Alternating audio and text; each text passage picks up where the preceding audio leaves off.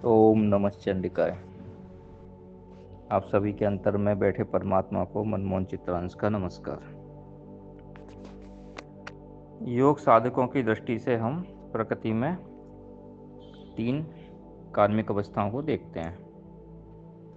जैसे कि हमारी चर्चा चल रही है, एक शारीरिक या भौतिक जगत हमारे अस्तित्व की आधारशिला है, और मन जहाँ हम अभिव्यक्त होते हैं और जिसकी सहायता से हम अपने जीवन का उच्चतर प्रयोग करते हैं, और जिसकी सहायता से हम अपने शारीरिक जीवन को बहुत महान पूर्णता में परिवर्तित कर लेते हैं, और दिव्य जीवन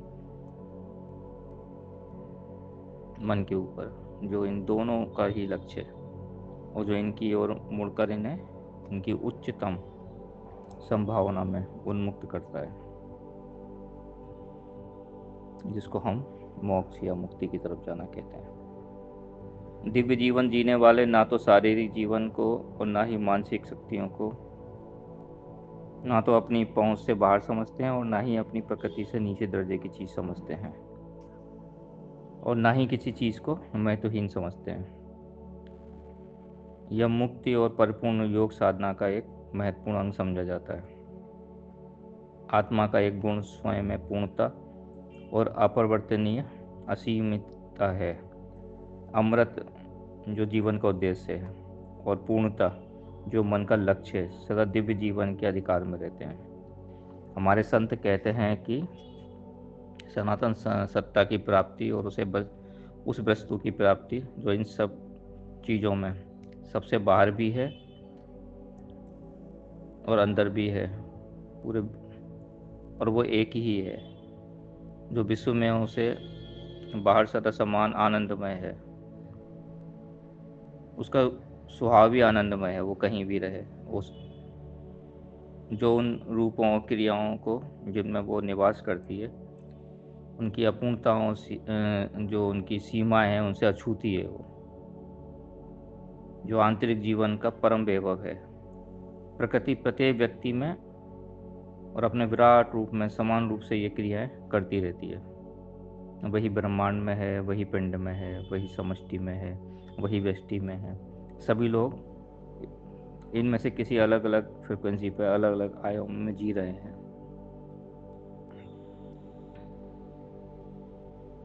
प्रकृति उसी शक्ति के द्वारा कार्य कर रही है।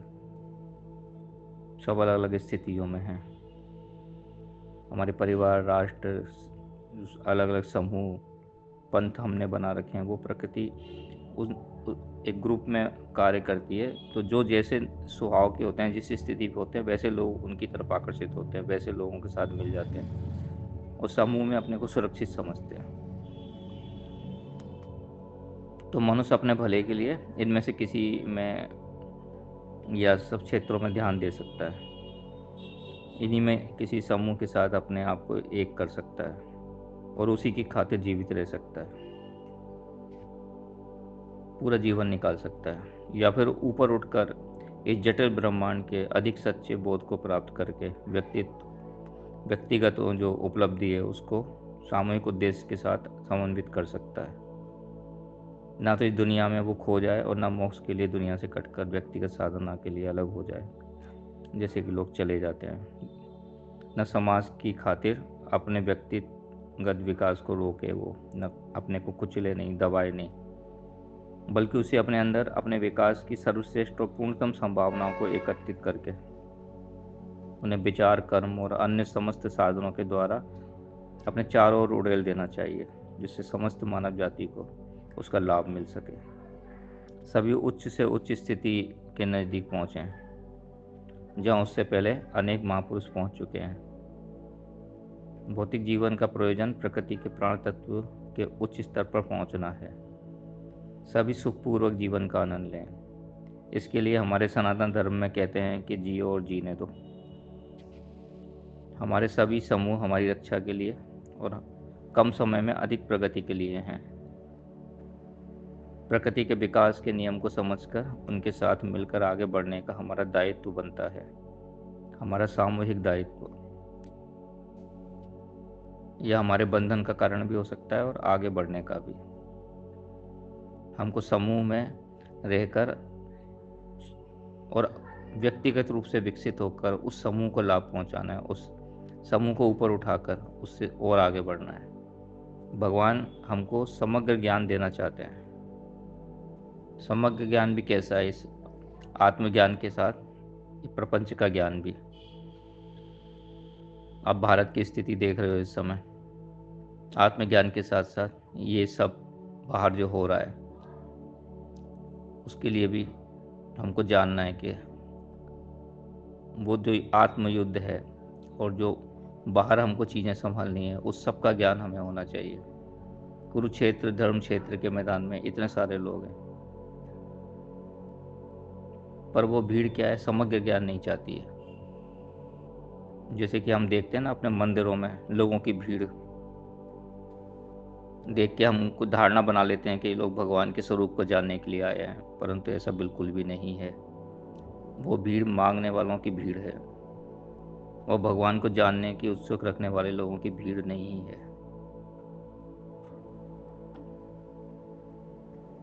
हमको जाना चाहिए, सब कुछ काम करना है, लेकिन हमको समग्र ज्ञान की उत्सुकता रहनी चाहिए परमात्मा के सामने। ये तो परमात्मा को साधन मानते हुए उनके साथ कुछ प्राप्त करने की जिज्ञासा एवं इच्छा रखने वालों की भीड़ होती है। इसलिए समग्र ज्ञान के लिए भगवान की कक्षा में अर्जुन को प्रवेश मिलता है। वहाँ देखो इतने लोग हैं कुरुक्षेत्र में, लेकिन ज्ञान अर्जुन ले रहा है। आज भारत में हम सभी को अर्जुन बनना है। भगवान गीता में कहते हैं कि हजारों मनुष्यों में कोई एक सिद्धि कल्याण के लिए यत्न करता है, और उन यत्न करने वालों सिद्धों में, मुक्त पुरुषों में कोई एक ही मुझे यथार्थ रूप से जानता है।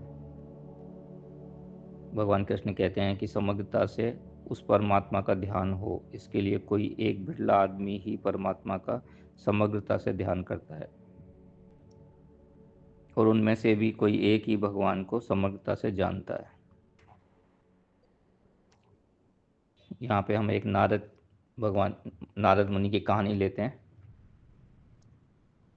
कहते हैं कि प्रसंग है कि नारद जी जो है वो भक्ति का प्रचार करने के लिए संसार में विचरण करते रहते हैं। तो एक बार भूलोक पे आते हैं और भगवान की भक्ति के जो सूत्र हैं वो प्रदान करते हैं। एक नारद भक्ति सूत्र करके बहुत अच्छी बुक है, अच्छी किताब है, अच्छा शास्त्र है। उसमें नारद भगवान की भक्ति के सूत्र बताते हैं, सभी को पढ़ना चाहिए। तो नारद मुनि बताते हैं कि अंतरंग में परमात्मा की उस भक्ति को अंकुरित करने के लिए भक्ति के बीज बोते हैं लोगों के अंदर। एक गांव में सभी लोग भगवान की भक्ति में डूब जाते हैं। नारद जी को बहुत आनंद होता है। सभी के अंतरंग में परमात्मा की भक्ति का एक प्रभाव कितना सुंदर प्रभावित हो रहा है। वो सोचते हैं कि मैं भगवान को जाकर बता दूं कि भगवान एक गांव तो है जिसमें लोगों को आपकी भक्ति के रस में डुबो दिया है। वो भगवान के पास जाकर कहते हैं कि भगवान चलिए आप अपने भक्तों को दर्शन दीजिए। भगवान कहते हैं कि अच्छा चलो मैं आता हूँ, परंतु मैं दूर खड़ा रहूँगा, आप उन्हें मेरे पास लेकर आइएगा। नारद जी कहते हैं ठीक है, और जाते हैं उस गांव में जहाँ लोग भगवान की भक्ति में डूबे होते हैं।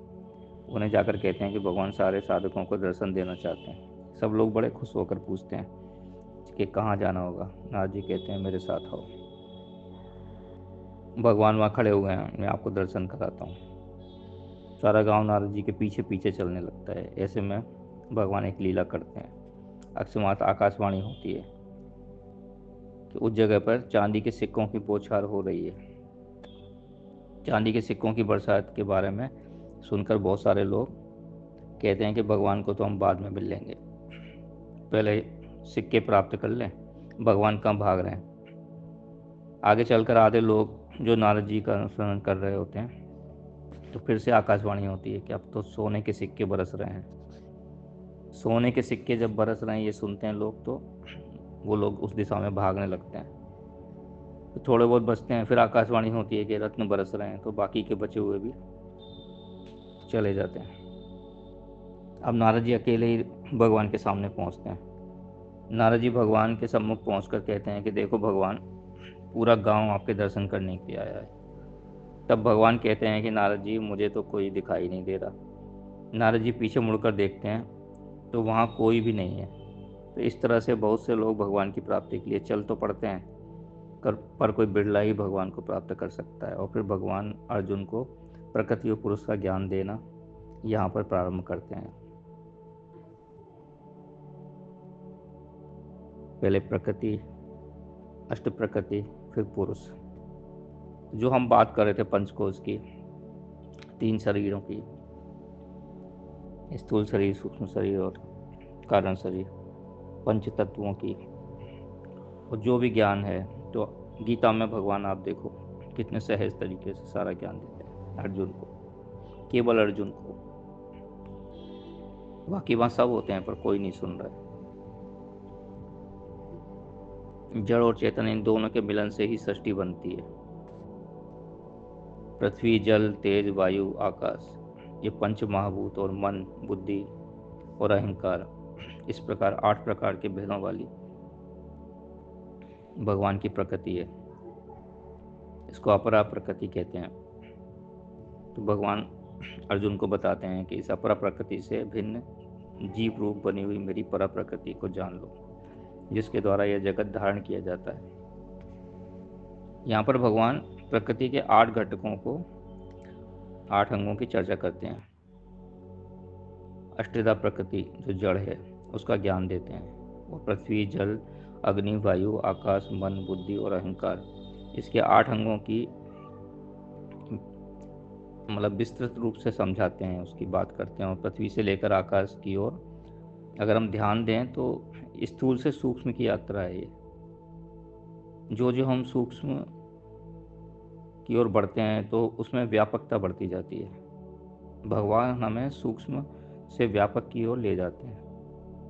पृथ्वी व्यापक है, जल और भी ज़्यादा व्यापक है, जल से अग्नि तेज और व्यापक है, और वायु और भी ज़्यादा। इसी तरह गगन की व्यापकता को हम जानते हैं। तो मन, बुद्धि और अहंकार भी बहुत ज़्यादा व्यापक हैं। एक स्थूल प्रकृति है और एक चेतन है।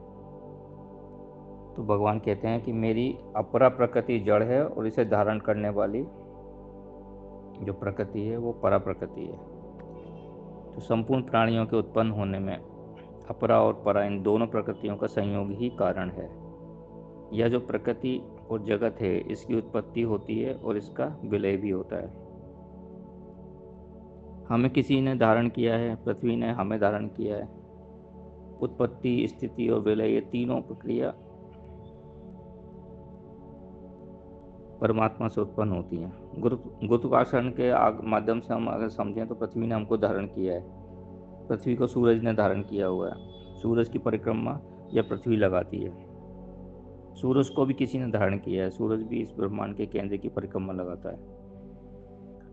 तो यह धारणा जो शक्ति जो है वो परमात्मा की धारणा शक्ति है। सूत्रधार वही परमात्मा है। हम सब उनके द्वारा बने हुए जगत के स्वर्ण के मोती हैं। इस प्रकार से इसे हम देखें कि जब माला बनाई जाती है तो केवल उसके ऊपर के जो मोती हैं वही दिखते हैं, और जो सूत्र है वो अंतर ध्यान हो जाता है, वह दिखता नहीं है, उसकी ओर हमारा ध्यान भी नहीं जाता। उसी प्रकार जिसने अंतरंग से हमें सबको पिरोया है, इस संपूर्ण जगत में जो कुछ भी सूत्र में पिरोया गया वह सूत्र अंतर ध्यान हो गया, और केवल जगत रूपी यह माला सामने हमें दिख रही है। परमात्मा अंतर ध्यान हो गए। ओम नमो भगवते वासुदेवाय। तो माँ भगवती सब पर कृपा करें। चर्चा हम जारी रखेंगे। आप सभी के अंतर में बैठे परमात्मा को नमस्कार। ओम।